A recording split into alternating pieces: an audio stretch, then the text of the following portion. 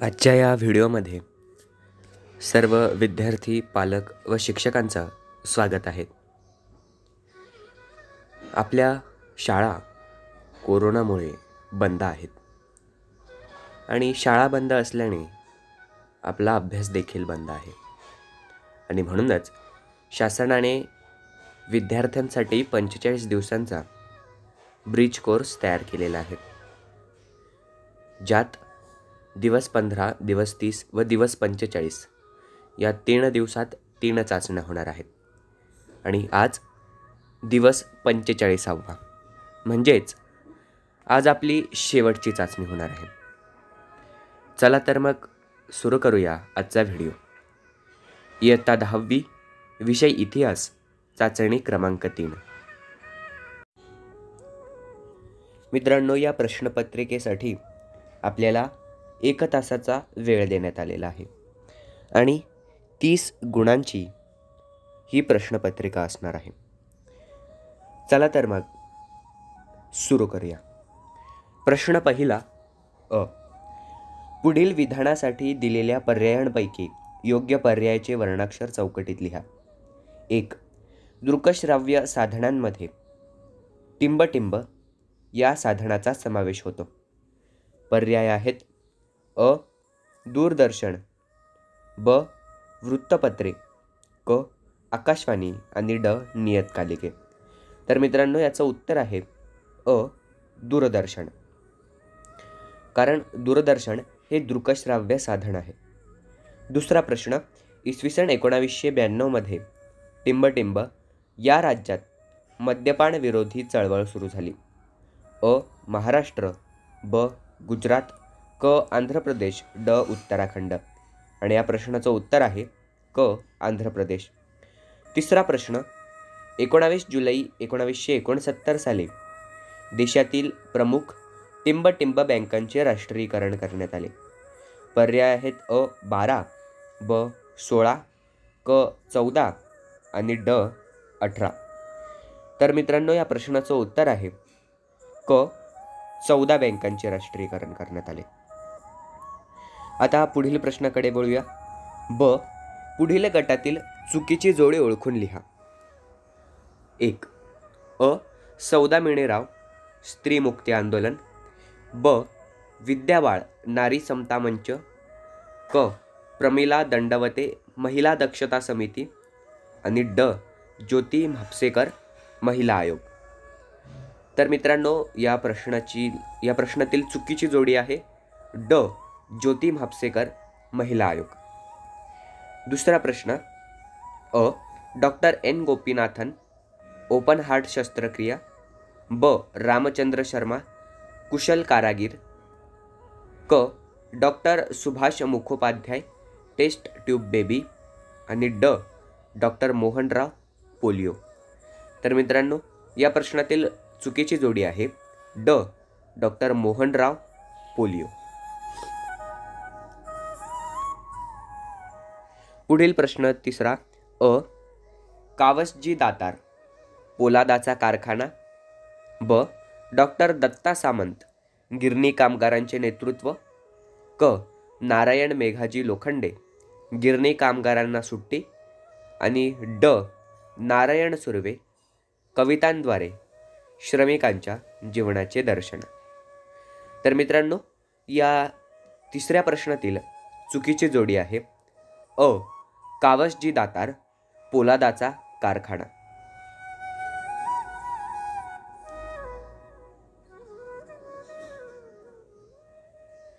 प्रश्न दुसरा. सूचनेप्रमाणे कृती करा. 1. संकल्पना चित्र पूर्ण करा. मित्रांनो, या संकल्पना चित्रात आपल्याला मिश्र अर्थव्यवस्थेचे भाग लिहायचे आहेत, पण इथे आपल्याला फक्त अर्थव्यवस्थेचे भाग लिहायचे आहेत. चला तर मग पहिला भाग आहे सार्वजनिक क्षेत्र, दुसरा भाग खाजगी क्षेत्र आणि तिसरा भाग संयुक्त क्षेत्र. अशा रीतीने तुम्ही हे संकल्पना चित्र पूर्ण करू शकतात. पुढील प्रश्न दुसरा. पुढील तक्ता पूर्ण करा. मित्रांनो, या तक्त्यामध्ये आपल्याला भारताच्या अंतर्गत सुरक्षेत पुढील काही आव्हाने दिली आहेत व आपल्याला त्यांचा काय परिणाम झाला व त्यांवरील उपाय काय आहे ते लिहायचे आहे. सुरुवातीला आहे नक्षलवाद. तर नक्षलवादामुळे देशाच्या सुरक्षिततेला धोका झाला आणि यावरील उपाय नक्षलवादाकडे वळालेल्या युवकांना मूळ राष्ट्रीय प्रवाहात आणणे. 2 नंबर आहे भ्रष्टाचार. याचा परिणाम नागरिकांचा लोकशाहीवरील विश्वास उठला आहे आणि यावरील उपाय राष्ट्रनिष्ठेची जाण ठेवायला हवी. आता तिसरी समस्या आहे झोपडपट्टी समस्या. तर याचा परिणाम देशाच्या विकासात अडथळा निर्माण होत आहे आणि यावरील उपाय पक्की घरे बांधणे. तर मित्रांनो, अशा रीतीने तुम्ही हा तक्ता पूर्ण करू शकतात. तुम्ही स्वतःच्या मनाने उत्तर लिहिणे अपेक्षित आहे.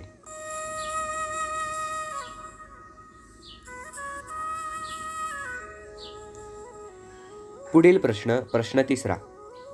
पुढील प्रश्नाचे 25 ते 30 शब्दात उत्तर लिहा. मित्रांनो, दिलेल्या 3 प्रश्नांपैकी कोणतेही 2 प्रश्न आपल्याला सोडवायचे आहेत. पहिला प्रश्न आहे प्रेस ट्रस्ट ऑफ इंडिया कोणते कार्य करते? चला तर मित्रांनो, या प्रश्नाचं उत्तर बघूया.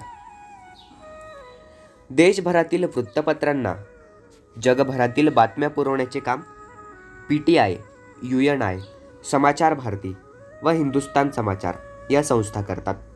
जगभरातील महत्त्वाच्या घटनांचे प्राथमिक तपशील, महत्त्वाच्या विषयांवरील लेख प्रेस ट्रस्ट ऑफ इंडियाकडून मिळतात. PTI 1953 पासून वृत्तलेख, छायाचित्रे, आर्थिक, वैज्ञानिक विषयांवरील लेख वृत्तपत्रांना देत आली आहे. 1990च्या दशकात PTIने म्हणजेच प्रेस ट्रस्ट ऑफ इंडियाने टेलिप्रिंटर्सऐवजी उपग्रह प्रसारण तंत्राद्वारे देशभर बातम्या पाठवायला सुरुवात केली. आता दुसरा प्रश्न आहे मानव अधिकार संरक्षण कायद्याची माहिती लिहा. उत्तर 1.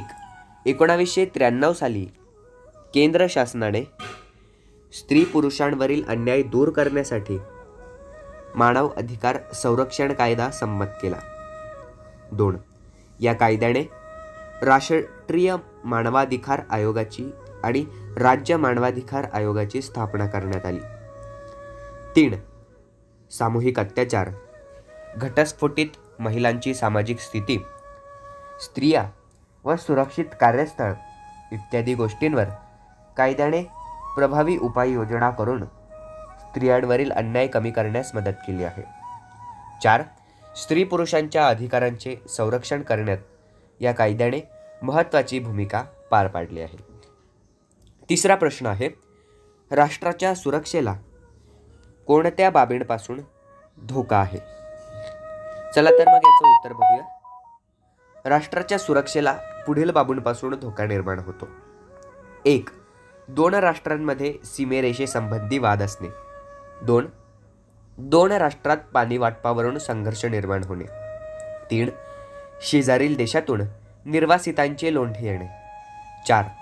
परस्पर विरोधी हितसंबंध निर्माण होणे. 5. एका राष्ट्राने दुसऱ्या राष्ट्रावर आक्रमण करणे. 6. राष्ट्राच्या सार्वभौमत्वाला आव्हान देणे. 7. भौगोलिकदृष्ट्या अधिक जवळ असणाऱ्या राष्ट्रांकडून राष्ट्रीय सुरक्षेला धोका निर्माण होतो. 8. देशात दहशतवाद वाढल्यास. 9.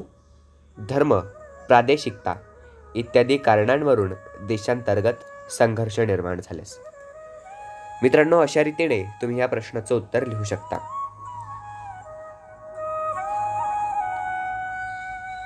आता पुढील प्रश्न 4. पुढील विधाने सकारण स्पष्ट करा. मित्रांनो, या प्रश्नातही आपल्याला 3 प्रश्न देण्यात आलेले आहेत, ज्यापैकी कोणतेही 2 प्रश्न आपल्याला लिहायचे आहेत. चला तर मग बघूया. पहिला प्रश्न, आधुनिक भारताचा इतिहास लिहिण्यासाठी दृकश्राव्य साधने माध्यमे महत्त्वाची असतात. चला तर मग याचं उत्तर बघूया. 1. दूरदर्शन, चित्रपट, आंतरजाल म्हणजेच इंटरनेट, माहितीपट इत्यादींना दृकश्राव्य साधने असे म्हणतात. 2. अशा साधनांमुळे चालू असणाऱ्या घटनांचे चित्रीकरण करता येते.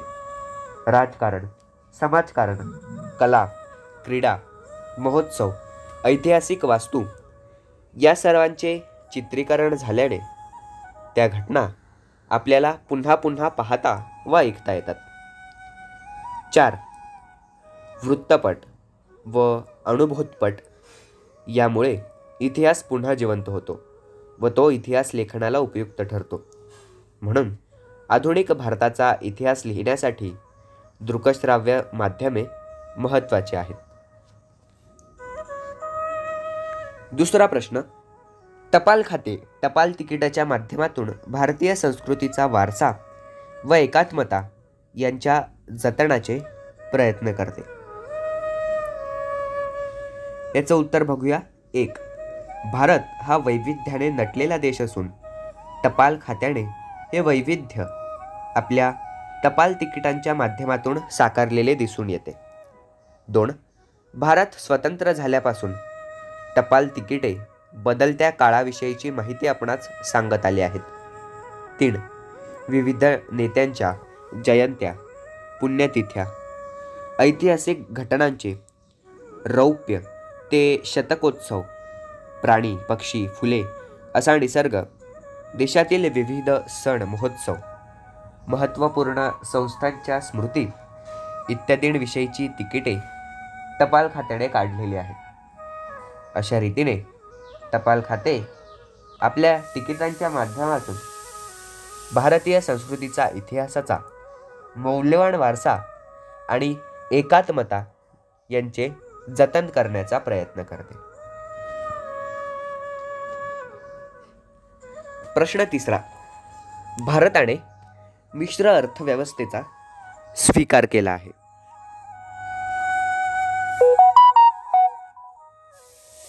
चला तर याचं उत्तर बघूया. 1. मिश्र अर्थव्यवस्थेत भांडवलशाही व समाजवादी अर्थव्यवस्थातील चांगले गुण एकत्रित आलेले असतात. 2. देशहिताला प्राधान्य देण्याची वृत्ती असते. 3. दीर्घकालीन विकासावर अधिक भर दिलेला असतो. 4. मोठी गुंतवणूक करून उद्योग सुरू करण्यास उद्योजक पुढे येत नाहीत. तेथे सरकारलाच पुढाकार घ्यावा लागतो. म्हणून सरकारला आणि खाजगी उद्योजकांना उद्योग सुरू करता येईल अशा मिश्र अर्थव्यवस्थेचा स्वीकार भारताने केलेला आहे. आता पुढील प्रश्नाकडे वळूया. प्रश्न 5. पुढील प्रश्नाचे सविस्तर उत्तर लिहा. या प्रश्नातही दिलेल्या 3 प्रश्नांपैकी कोणतेही 2 प्रश्न आपल्याला सोडवायचे आहेत. पहिला प्रश्न आहे, 20 कलमी कार्यक्रमाची माहिती लिहा. मित्रांनो, या प्रश्नाचे सविस्तर उत्तर तुम्हाला द्यायचे आहे, कारण एका प्रश्नाला 4 गुण देण्यात आलेले आहेत. चला तर मग उत्तर बघूया. भारताला विकसित राष्ट्र बनवावे या हेतूने प्रधानमंत्री इंदिरा गांधी यांनी 1 जुलै 1975 रोजी 20 कलमी कार्यक्रमाची घोषणा केली. या कार्यक्रमातील काही प्रमुख कार्यक्रम पुढीलप्रमाणे: 1. शेतमजुरांना किमान वेतन देणे व जलसंधारण योजनेत वाढ करणे. 2. कामगारांचा उद्योग क्षेत्रात सहभाग, राष्ट्रीय प्रशिक्षण योजना आणि वेठबिगार मुक्ती. 3. कर चुकवेगिरी, आर्थिक गुन्हे व तस्करी रोखणे. आणि 4. जीवनावश्यक वस्तूंचे दरनियंत्रण, रेशनिंग व्यवस्थेत सुधारणा करणे. पुढील प्रश्न बघूया. 2. दहशतवादाला आळा घालण्यासाठी उपाय सुचवा. 1. दहशतवादी कृत्यांना वेळीच चाप लावला पाहिजे. 2. जातीयवाद, वंशवाद आणि धर्मश्रेष्ठत्व असल्या बाबींचा प्रसार रोखला पाहिजे. 3. कोणत्याही अतिरेकी विचारांचे फाजील लाड न करता त्याचवेळी त्यावर नियंत्रण आणावे. आणि 4. सर्व जनतेला समानतेने वागवून सर्वांचा विकास साधण्याचा शासनाने प्रयत्न करावा.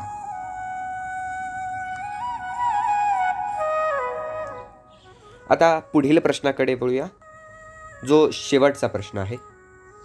प्रश्न 3. स्त्रियांची एकत्रित शक्ती विविध क्षेत्रात सुधारणात्मक बदल घडवून आणू शकते, हे उदाहरणांनी स्पष्ट करा. चला तर मग याचं उत्तर बघूया. स्त्रियांची एकत्रित शक्ती विविध क्षेत्रात सुधारणात्मक बदल घडवून आणू शकते, हे पुढील उदाहरणांवरून सिद्ध होते. 1. ऐन दिवाळीत अनेक वस्तू बाजारातून गायब होऊन महाग विकल्या गेल्या. याविरुद्ध स्त्रियांनी काढलेल्या लाटणे मोर्चाला यश मिळाले. 2. वृक्षतोडीविरुद्ध सुरू झालेल्या चिपको आंदोलनात किंवा राजस्थानातील बिश्नोईंच्या आंदोलनात स्त्रियांचा वाटा मोठा होता. 3. आंध्र प्रदेशात मद्यपान विरोधी चळवळीत स्त्रियांनी अरक विक्रीची दुकाने बंद पाडल्यामुळे तेथील सरकारला दारू विक्री विरोधात कडक धोरण स्वीकारावे लागले. 4. महाराष्ट्रात झालेल्या हुंडा विरोधी आंदोलन, स्त्री अत्याचार विरोधी आंदोलन, स्त्री मुक्ती संघर्ष समिती इत्यादींमध्ये स्त्रिया सक्रिय होत्या. म्हणूनच स्त्रियांवरील अत्याचार कमी व्हायला मदत झाली. मित्रांनो, अशा रीतीने आपला इतिहासाची चाचणी पूर्ण झाली आहे. चला तर मग मित्रांनो, आता वळूया भूगोल या विषयाकडे. तर मित्रांनो, भूगोलाच्या या प्रश्नपत्रिकेत एकूण 30 गुणांची ही प्रश्नपत्रिका आहे आणि ही प्रश्नपत्रिका सोडवण्यासाठी आपल्याला एकूण 50 मिनिटे देण्यात आलेली आहेत. चला तर मग सुरू करूया. प्रश्न पहिला, खालील दिलेल्या पर्यायांपैकी योग्य पर्याय निवडा. 1. मूळ रेखावृत्तापासून पूर्व किंवा पश्चिम दिशेने गेल्यावर 180 अंश रेखावृत्त टिंबटिंब तासांच्या फरकाने येते. पर्याय आहेत अ 6, ब 12, क 24 आणि ड 48. तर मित्रांनो, या प्रश्नाचं उत्तर आहे ब 12. म्हणजेच 180 अंश रेखावृत्त 12 तासांच्या फरकाने येते. दुसरा प्रश्न, पृथ्वीवरील दिनांक व वारांची सुरुवात टिंबटिंब रेखावृत्तावर होते. पर्याय आहेत अ 90, ब 180, 60 आणि 0. तर याचं उत्तर आहे ब 180 अंश. तिसरं, आवर्त पर्जन्य टिंबटिंब कटिबंधात जास्त प्रमाणात पडतो. पर्याय आहेत अ उष्ण, ब शीत आणि क समशीतोष्ण. आणि याचं उत्तर आहे क समशीतोष्ण कटिबंधात हा पाऊस जास्त प्रमाणात पडतो. चौथा प्रश्न आहे, महाराष्ट्र व गुजरात या 2 राज्यात होणाऱ्या व्यापारास टिंबटिंब व्यापार असे म्हणतात. पर्याय आहेत अ आंतरराष्ट्रीय, ब अंतर्गत, क किरकोळ आणि ड घाऊक. आणि या प्रश्नाचं योग्य उत्तर आहे ब अंतर्गत व्यापार. पाचवा प्रश्न आहे, हरित छन्न मार्गाद्वारे टिंबटिंब वाहतूक केली जाते. पर्याय आहेत अ अवजड मालाची, ब प्रवाशांची, क अवयवांची आणि ड भाजीपाल्यांची.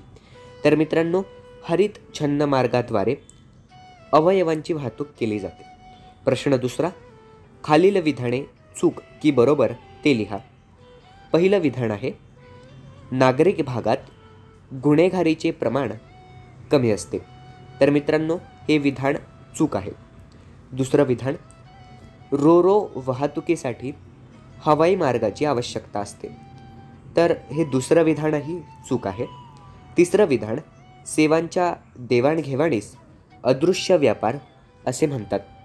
मित्रांनो, हे विधान बरोबर आहे. चौथा प्रश्न, 0 अंशच्या रेखावृत्तावरून जागतिक प्रमाणवेळ ठरविले जाते. तर मित्रांनो, हे विधान देखील बरोबर आहे. पाचवं आणि शेवटचं विधान आहे, पर्जन्य छायेच्या प्रदेशात पर्जन्याचे प्रमाण जास्त असते. तर मित्रांनो, हे विधान चूक आहे. आता पुढील प्रश्न तिसरा, वेगळा घटक ओळखा. एक घळई, व्ही आकाराची दरी, यू आकाराची दरी आणि नागमोडी वळण. तर मित्रांनो, या साऱ्यात यू आकाराची दरी हा वेगळा घटक आहे. 2. विषुववृत्त, कर्कवृत्त, मकरवृत्त आणि ग्रीनिच रेखावृत्त. मित्रांनो, या प्रश्नात ग्रीनिच रेखावृत्त हा वेगळा घटक आहे. 3. प्रतिरोध पाऊस, आवर्त पाऊस, आम्ल पाऊस आणि आरोह पाऊस. मित्रांनो, या प्रश्नात आम्ल पाऊस हा वेगळा घटक आहे. आणि शेवटचा प्रश्न, प्रश्नावली, होकायंत्र, कॅमेरा, पर्जन्यमापक. तर मित्रांनो, यात पर्जन्यमापक हा वेगळा घटक आहे. तर मित्रांनो, अशा तऱ्हेने तुम्ही प्रश्न 3पर्यंतचे उत्तरं लिहायची आहेत. चला तर मग आता पुढील प्रश्नांकडे वळूया. प्रश्न 4, भौगोलिक कारणे लिहा. 1. नागरी भागात वाहतुकीची कोंडी होते. तर मित्रांनो, याचं उत्तर बघूया. 1. शहरांचा क्षेत्रीय विस्तार झाल्याने शहरांच्या बाह्यवर्ती भागात व उपनगरात लोक निवास करतात. 2. शहराच्या केंद्रवर्ती भागात व्यवसाय, उद्योग, व्यापार, नोकरी, शिक्षण इत्यादींसाठी रोज उपनगरातून लोकांची ये-जा सुरू असते. 3.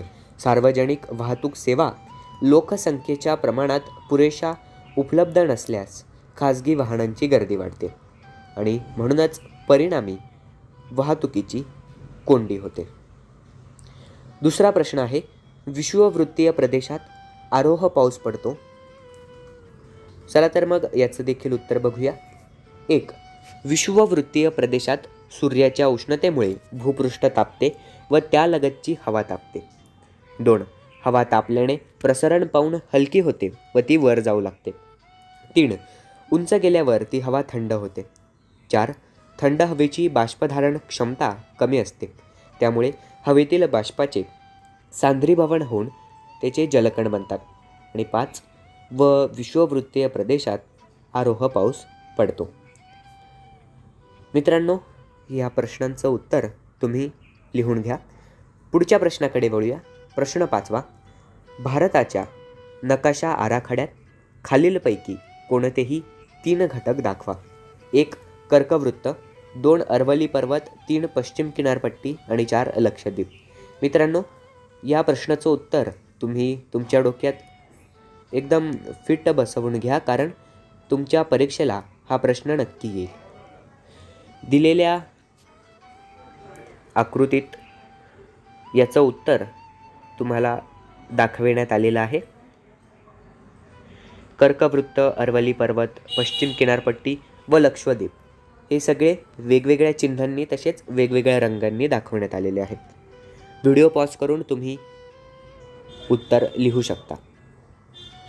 पुढील प्रश्न, प्रश्न 6, खालील प्रश्नांची सविस्तर उत्तरे लिहा.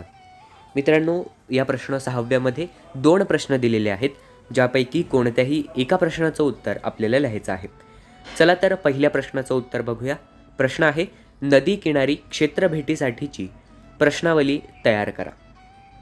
मित्रांनो, पहिला प्रश्न हा छोटा आहे, म्हणून तुम्ही उत्तरपत्रिकेत ह्या प्रश्नाचं लिखाण केलेलं उत्तम ठरेल.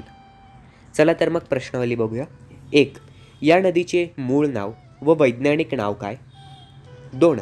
या नदीला हे नाव कसे काय पडले? 3. या नदीचा काही इतिहास आहे का? 4.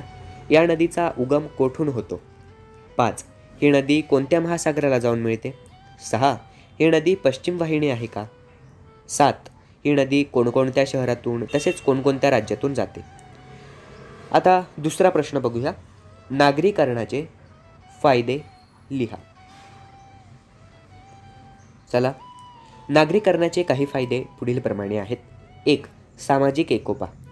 नागरीकरणामुळे द्वितीय, तृतीय व चतुर्थ श्रेणीच्या व्यवसायांमध्ये वाढ होते, त्यामुळे आर्थिक उलाढाल वाढते. या प्रदेशांचा विकास झपाट्याने होतो.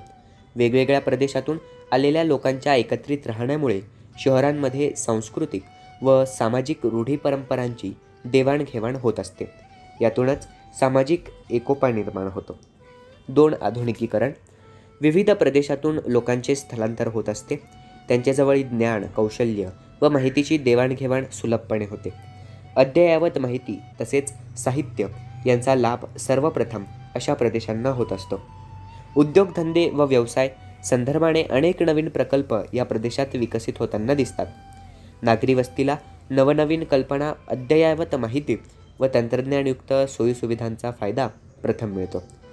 तर मित्रांनो, हे उत्तर तुम्ही तुमच्या उत्तरपत्रिकेत नोंदवून घ्या. यानंतर पुढचा प्रश्न बघूया. पुढचा प्रश्न 7वा.